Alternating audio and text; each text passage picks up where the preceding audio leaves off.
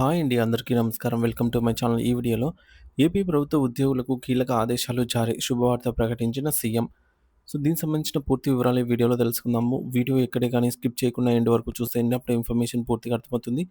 అలాగే వీడియో చూస్తున్న ప్రతి ఒక్కరు వీడియోకి లైక్ చేయండి ఫ్రెండ్స్. ఈ వీడియోని తోటి ఉద్యోగ పెన్షన్ మిత్రులతో అయితే షేర్ చేయండి. కొత్తగా మన ఛానల్ చూస్తున్న వారు ఇంకా ఎవరైనా సబ్స్క్రైబ్ చేసుకున్నట్లయితే వెంటనే మన ఛానల్‌ని సబ్స్క్రైబ్ చేసుకోండి.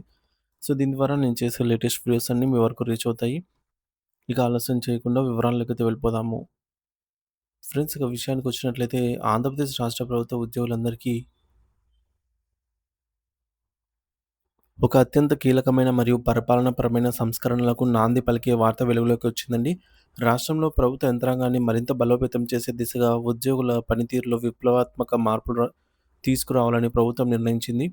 కేవలం విధులకు హాజరు కావడమే కాకుండా చేసే పనిలో నాణ్యతను పెంచడం ద్వారా ప్రజలకు మెరుగైన ఫలితాలను అందించాలి అనేది ఈ నూతన విధానం యొక్క ప్రధాన ఉద్దేశం.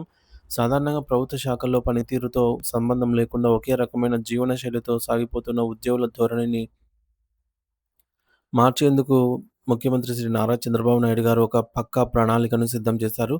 ఈ మేరకు ఆయన సచివాలయంలో జరిగిన ఉన్నత స్థాయి సమీక్షా సమావేశాలలో అధికారులకు అత్యంత కీలకమైన ఆదేశాలను జారీ చేశారు. ప్రభుత్వం లక్ష్యాలను చేరుకోవడంలో ఈ మేరకు ఉద్యోగుల పాత్ర ఎంత కీలకమో ఆయన ఈ సందర్భంగా నొక్కి చెప్పారు. ప్రభుత్వం తీసుకొస్తున్న ఈ కొత్త విధానం ప్రకారం ఇకపై ఉద్యోగుల పనితీరు ఆధారంగానే వారికి ప్రత్యేక ప్రయోజనాలనేది మరియు గుర్తింపు లభిస్తాయి. ఎవరైతే తమ బాధ్యతలను అత్యంత సమర్థవంతంగా నిర్వహిస్తారో వారికి ప్రభుత్వం నుంచి పలు రకాల బెనిఫిట్స్ అందజేయాలని ముఖ్యమంత్రి నిర్ణయించారు.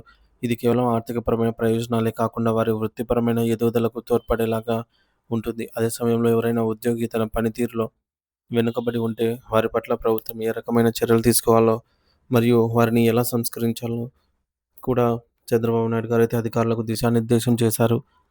పని చేసే వారికి గుర్తింపు, పని చేయని వారికి హెచ్చరిక అనే పద్ధతి ద్వారా పరిపాలనలో జవాబుదారీతనాన్ని తీసుకురావాలనేది ప్రభుత్వం భావిస్తోంది.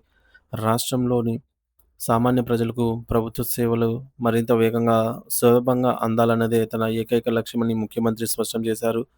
ప్రభుత్వ అధికారులు మరియు ఉద్యోగులు కేవలం కార్యాలయాలకు పరిమితం కాకుండా ప్రజల సమస్యల పరిష్కారమే పరమావధిగా పనిచేయాలని ఆయన ఆదేశించారు. ప్రభుత్వ సేవల వికేంద్రీకరణ మరియు సరళీకరణ ద్వారా ప్రతి ఒక్క పౌరుడు సంతృప్తి చెందేలాగా యంత్రాంగం కదలాలని ఆయన పిలుపునిచ్చారు. ఉద్యోగుల పనితీరును మదింపు చేసే క్రమంలో కేవలం తప్పులు వెతకడమే కాకుండా వెనుకబడిన వారిని ప్రోత్సహించడం మరియు బాగా పనిచేసే వారిని గౌరవించడం అనే రెండు కళ్ళ సిద్ధాంతాన్ని పాటించాలని ఆయన సూచించారు. క్షేత్రస్థాయిలో నిరంతరం శ్రమిస్తూ ప్రజల మన్ననలు పొందుతున్న కింది స్థాయి ఉద్యోగుల వివరాలను కూడా సేకరించి వారిని రాష్ట్ర స్థాయిలో గుర్తించాల్సినటువంటి అవసరం ఉందన్నారు. ముఖ్యమంత్రి చేసిన ఈ ప్రతిపాదనపై రాష్ట్ర స్థాయి ఉన్నతాధికారులు మరియు విభాగ అధిపతులు సామాన్ సానుకూలంగా స్పందించారు. క్షేత్రస్థాయిలో అద్భుతమైన పనితీరు కనబరిచే ఉద్యోగులను గుర్తించి వారిని అధికారికంగా అభినందించే పద్ధతి ప్రైవేట్, కార్పొరేట్ సంస్థల్లో ఉన్నప్పటికీ ప్రభుత్వ రంగంలో ఈ స్థాయి అమలు చేయడం ఇదే తొలిసారి అవుతుంది అని అధికారులు అభిప్రాయపడ్డారు.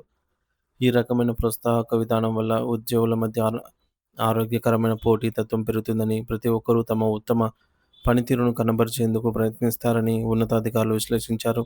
దీనివల్ల ప్రభుత్వ శాఖల మధ్య సమన్వయం జరగడమే కాకుండా పనిలో జాప్యం కూడా తగ్గుతుంది. బాగా పనిచేస్తున్న ఉద్యోగులను గుర్తించడమే కాకుండా వారికి ముఖ్యమంత్రి పేరు మీద గానీ లేదా సంబంధిత శాఖాధిపతుల పేరు మీద గానీ అభినందన లేఖలు పంపాలని చంద్రబాబు నాయుడు గారు ఆదేశించారు. ఈ అభినందన లేఖలు కేవలం ఒక కాగితం ముక్కలా కాకుండా ఆ ఉద్యోగి ఎంతో గర్వకారణంగా ఉండాలని ఆయన ఆకాంక్షించారు. ప్రతి నెల అత్యుత్తమ ప్రతిభ కనపరిచిన ఉద్యోగుల జాబితాను సిద్ధం చేసి వారికి ఈ లేఖలను పంపడం ద్వారా వారిలో పని పట్ల గౌరవాన్ని మరియు బాధ్యత పెరుగుతుందని ముఖ్యమంత్రి సూచించారు. ఈ మేరకు ప్రతి శాఖలోనూ పారదర్శకమైన మదింపు పద్ధతులను అనుసరించాలని ఆయన అధికారులకు స్పష్టమైన ఆదేశాలైతే ఇచ్చారు. అంతేకాకుండా ఈ అభినందన లేఖలను కేవలం అందజేయటమే కాకుండా ఆ ఉద్యోగికి సంబంధించి వ్యక్తిగత సేవా రికార్డులలో కూడా వీటిని నమోదు చేయాలని ముఖ్యమంత్రి కీలక ఆదేశాలైతే ఇచ్చారు. దీనివల్ల భవిష్యత్తులో ఆ ఉద్యోగికి లభించే పదోన్నతులు, బదిలీలు లేదా ఇతర ప్రభుత్వ పురస్కారాల ఎంపికలో ఈ రికార్డులు అత్యంత కీలకమవుతాయి. ఒక ఉద్యోగి తన సర్వీస్ కాలంలో ఎన్ని అభినందనలు అందుకున్నారో చూసి వారి నిజాయితీని మరియు సమర్థతను అంచనా వేయవచ్చని ప్రభుత్వం భావిస్తోంది. ఈ విప్లవాత్మక నిర్ణయం ద్వారా ఆంధ్రప్రదేశ్ రాష్ట్ర పరిపాలనలో ఒక కొత్త అధ్యాయం మొదలు కాబోతోంది. ఇది అటు ఉద్యోగులకు, ఇటు ప్రజలకు ఎంతో మేలు చేకూరుస్తుందనైతే సర్వత్రా హర్షం వ్యక్తమవుతోంది ఫ్రెండ్స్. దీనిపై మీ అభిప్రాయాన్ని కామెంట్ ద్వారా తెలియజేయండి. Thank you for watching this video.